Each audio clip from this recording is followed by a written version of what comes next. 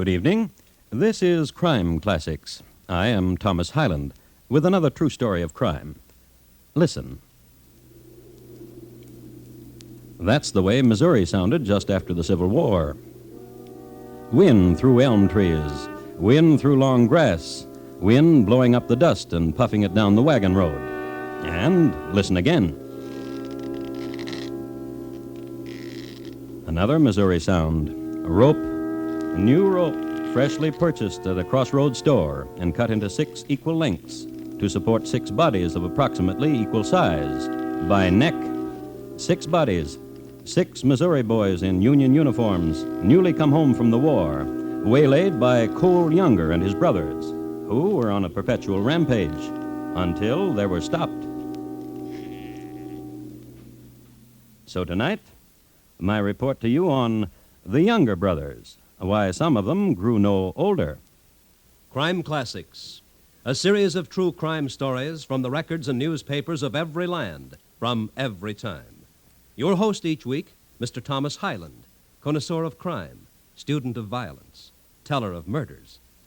Now, once again, Mr. Thomas Hyland.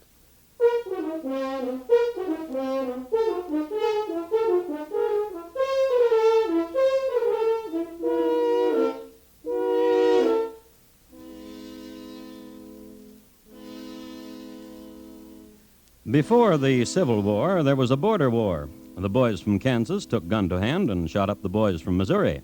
And the next Saturday night, vice versa. It got so they didn't wait till Saturday night. Every day was bloody day for everybody. The question now arises, why? The answer is simple.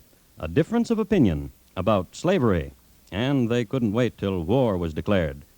Raid and pillage and slaughter in bloody colors smeared on in bold brushstrokes. And one day, through this never-never land of pistol and knife and torch, there walked a young man. His name was Cole Younger. He was leading a horse and buckboard, and when he came to a certain shack by the road, he was at the end of his journey. People around saw he wasn't armed, so they let him through. They saw his face and the look in his eye, and they let him through.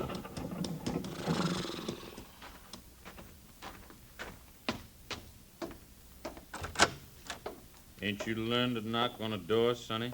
You're Mr. Quantrell, ain't you? I admire politeness in young men. You try My knocking... dad is dying on a buckboard outside. You come see. I seen dying, Sonny. You come see. All right.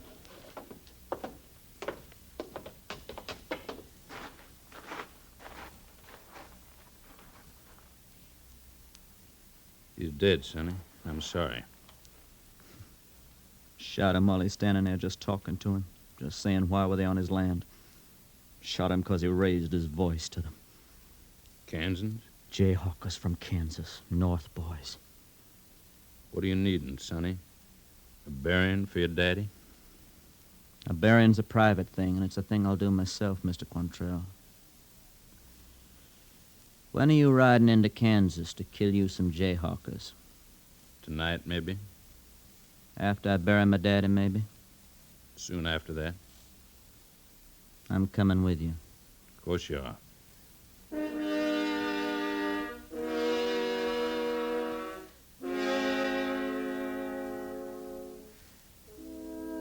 Not right after he buried his daddy, but soon after. Cole Younger had to take an oath before he became a member of Quantrell's Raiders. It was called the Black Oath, black being the color Quantrell admired most, since it suggested death and danger. The candidate was placed between 4 men clothed in black, wearing hideous masks representing the devil. First, these men clattered long, keen swords together, then pointed one at the candidate's throat, one at his heart, one at his arms, and one at his feet, while the oath was spoken. The purpose of war is to kill. I will fight because I want no other occupation. I will tear down, waste, and despoil my enemies.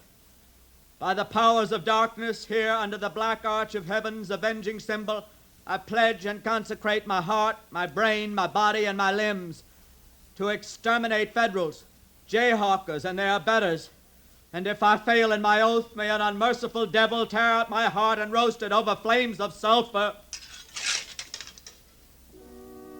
Well, by the time war came, Cole Younger was 2 years older. He was Quantrell's first lieutenant. This rise from the ranks because he was a smart lad, a reader of books, a blower-up of ammunition trains, a burner-down of farm buildings, a pillager par excellence, a murderer meticulous, in that he only shot males, and mostly always from the neck up. An exception to this last was the time in Lawrence, Kansas, in a bar, on Christmas Eve. And I offer you a drink, one and all, so step up to the bar.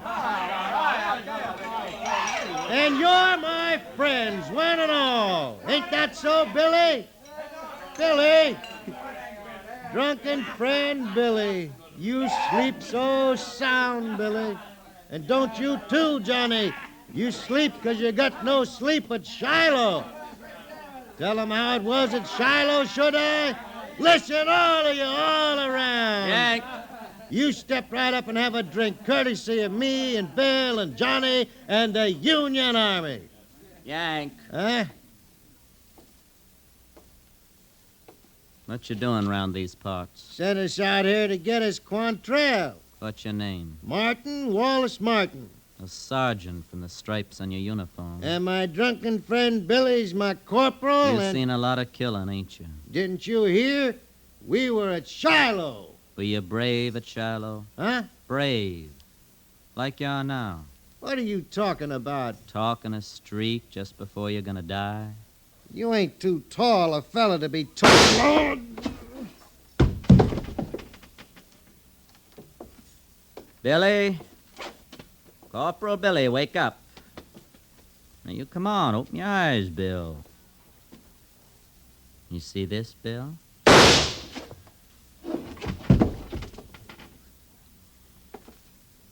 Johnny! Yankee Johnny! You're a bright one, up and ready. Why you shivering, Johnny? Why you shivering so? Merry Christmas to one and all.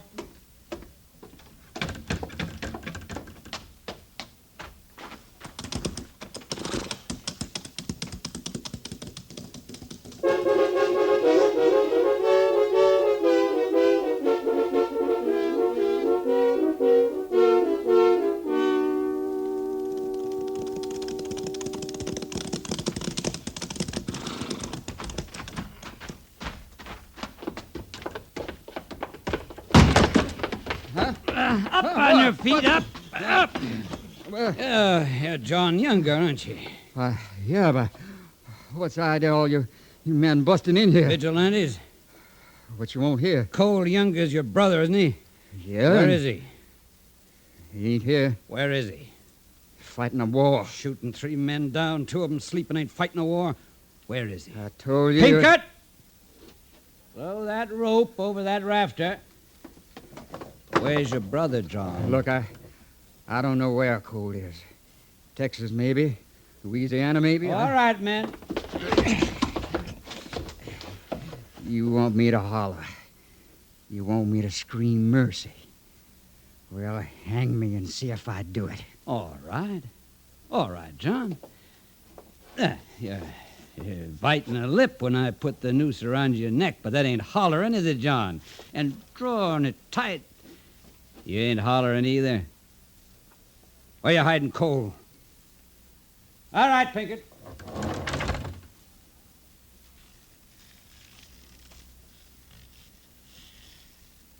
Let him down. Loosen the rope a little, John, so you can holler.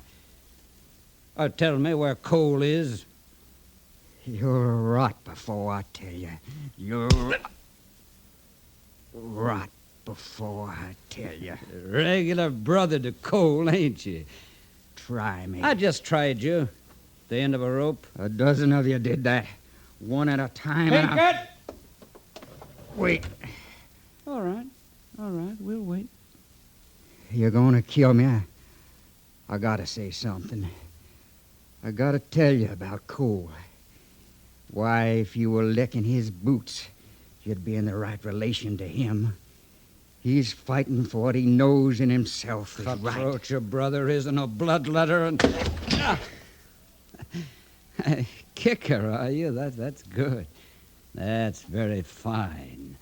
Because now you'll kick high ones and low ones in the air all around. Pinkett!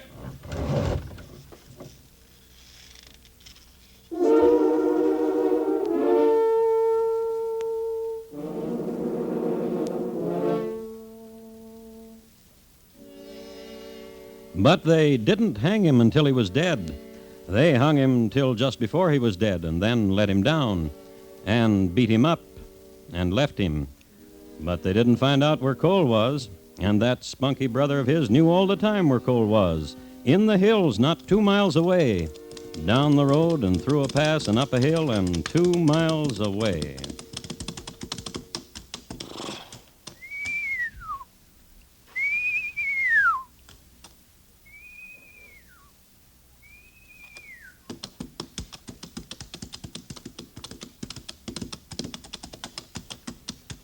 Hi, John.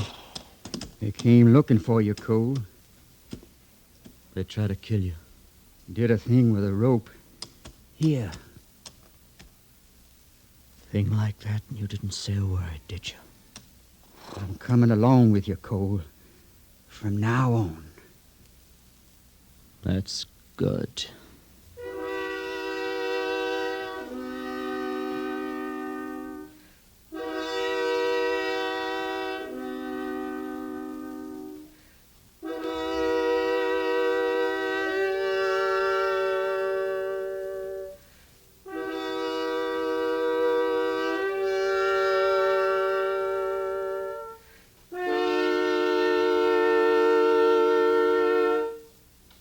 You are listening to Crime Classics and your host, Thomas Hyland.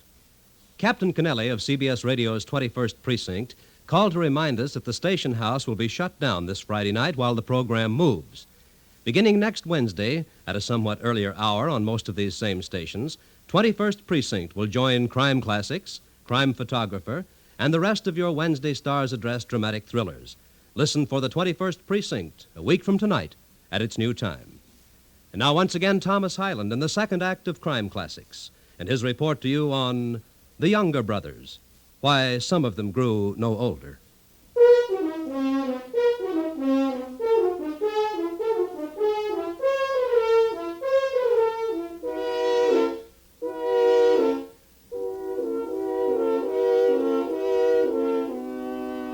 On April 9th, 1865, General Lee surrendered, and the war was over.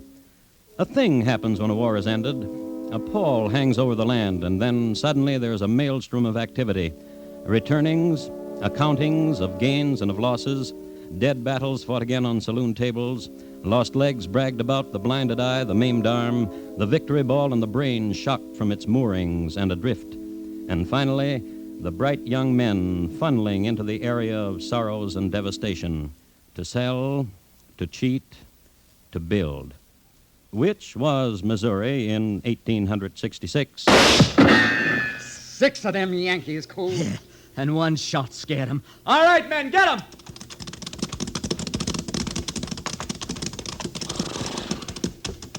That don't look like none of them are armed, Cole. Yeah. Who's speaking for these men? I be. Who are you? What the 6 of you doing riding here? I ask you the same question. Well, what's 50 of you doing stopping us? There must be 50 of you. I'm Cole Younger. That one over there is John Younger. That's my brother, Jim. And Bob is... The Younger boys, huh? That's right, mister.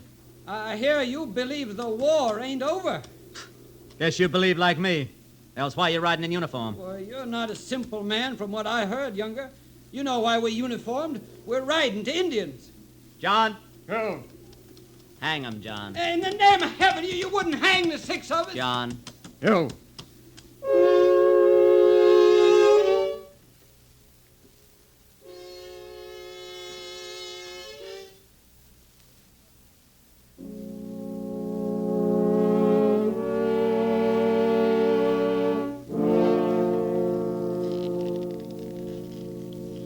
The wind and the rope.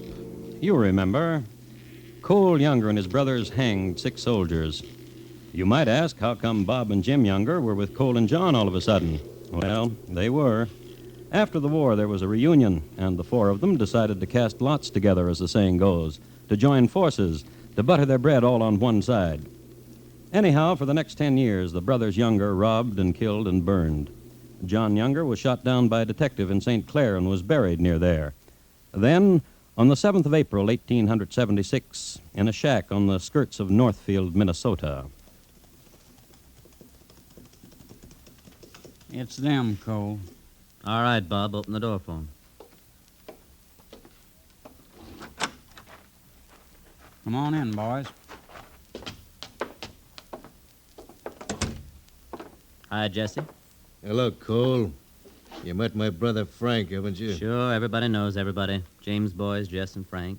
Cole, Uh-huh. you told your boys how we're gonna do that bank? Don't you worry about it. I ain't worried about nothing, Cole. I just asked you a question. Don't worry, Jess. They'll do what they gotta do. They'd better. Everything ready? Sure. Town people having that political meeting like you said they would be? Yes, I know. Then we don't have to wait for nothing. For nothing at all.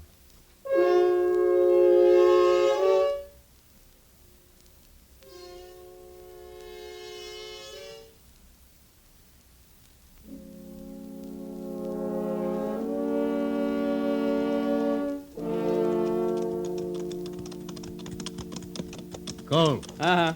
a lot of money in that bank. That's good. Me and Frank talking about retiring for a little while. Going to Mexico. Huh? Sniff. What are you smelling, Cole? Too empty. Ah, Just said too empty, that's all. You and me, Jess, Bob, and Frank. Rest of you wait.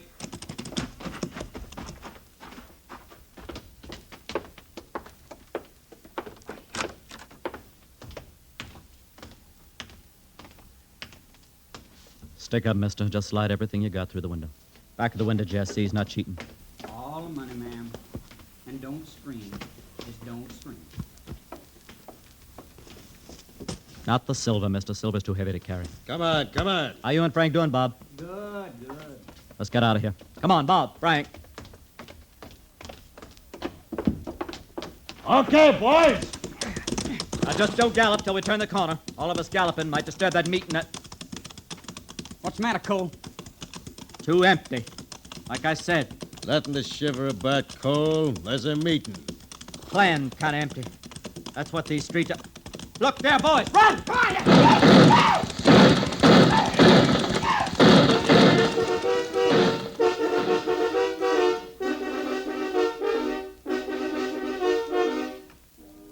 The bank robbery at Northfield was the turning point.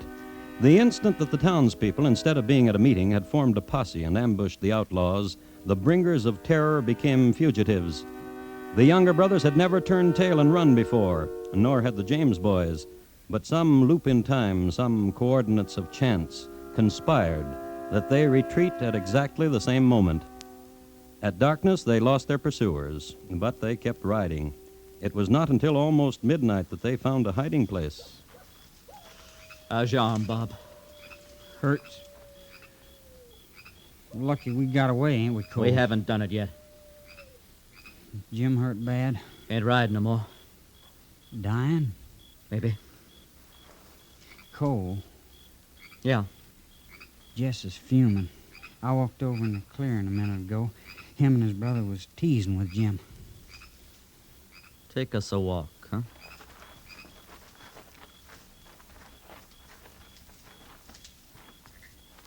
Hi, Jess. Just looking at your brother here. Marveling. Oh? How's he staying alive? That bothering you, son? Well, I'll tell you, Cole. Yeah. Yeah, it is. Jesse, You talking at me, Bob Younger? tell my brother Cole what you've been saying about Jim. I've been saying, Cole, your brother Jim be better off dead. Better for a lot of people. Like who? All of us. So we can get on our horses and start riding. How long do you think it's going to take that posse to catch up with us? The truth is, Jesse, I haven't thought about that. Well, now, just you think about it. Jim can't ride, Jess. That's what I've been saying. What do you think we ought to do with him? Leave him. Oh? Oh, shoot him. I'd shoot him. Jess, Uh-huh. you're a dog, Jesse. Oh, you think so, huh? I'll tell you what else I've been thinking. Tell me, Cole. Tell me real fast so you can get it out. Thinking how it would be we drew on each other. Be pretty with me. Want to try? Be pretty with me. Stop it! You two loco killing each other? That's what'd happen, you know it. What do you think, Jesse? I think maybe your brother Bob is right. But you want to try. Here I am. You get going, Jesse. You gonna stick around for a posse? Maybe. Just you get going. Not because you're saying it. Because I think it's a thing to do. Come on, Frank.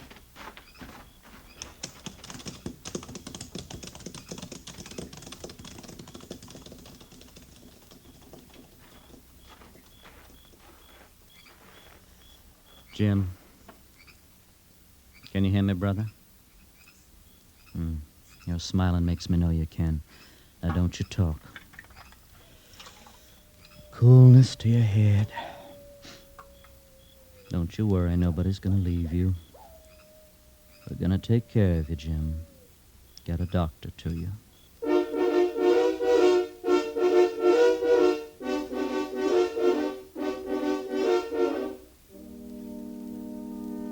Somehow they eluded the posse from Northfield, and Jim got stronger, and they rode. There were 4 of them, Cole Younger and his brothers Jim and Bob, and a man named Charlie Pitts.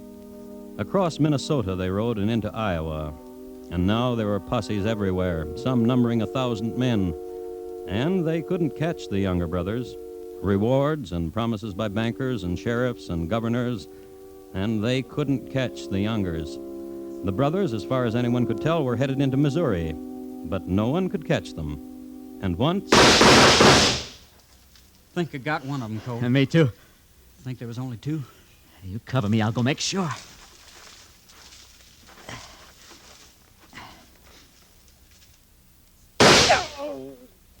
Thought I got you before, Sonny. Not my part. Guess me and my brother both got him. You hurt bad?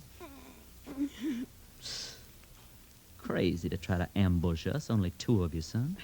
Reward. What are they offering for us? Thousands. I don't know. And you and your partner wanted to kill the Younger brothers. Everybody They wants- all out after the Younger brothers, huh? Everybody. Mm-hmm. You hurt? Hurt. You didn't deserve better, kid.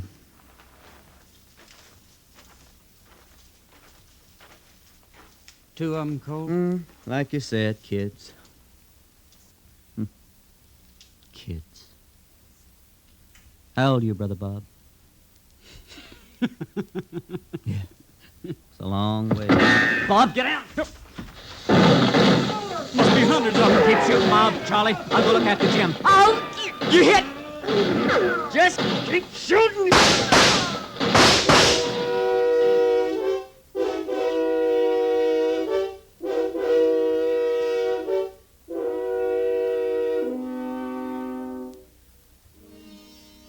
And at last they were surrounded. Charlie Pitts was killed almost at once, but the Younger brothers held off 100 men for hours. Finally... Shot to pieces! And they truly were shot to pieces. Cole had been shot 11 times, with 1 rifle ball under his right eye. Jim had 8 buckshot and 1 rifle ball in the body, plus the shattered jawbone he'd received at Northfield. And Bob's arm was practically macerated. So they were captured. 7 years of plunder, hate, and murder. Done now. The Younger brothers leashed. Finally.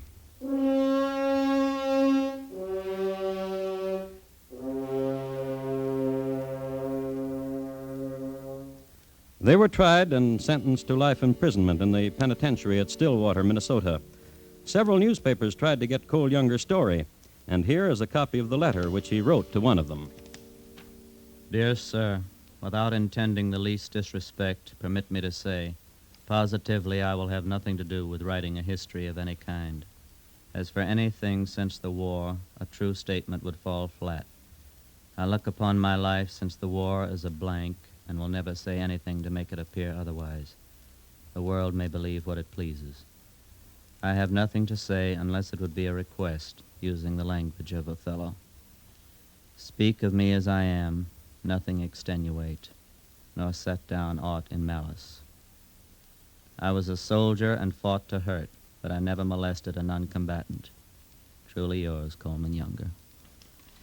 Bob Younger died in prison in 1889. Jim and Cole were released after 25 years. In 1902, Jim committed suicide in a hotel room in St. Paul over an unrequited love. Cole lived until 1916. A quiet life. He sat on a front porch in Lee's Summit, Missouri, and whittled and rocked and talked to hardly anyone at all. But he thought a lot.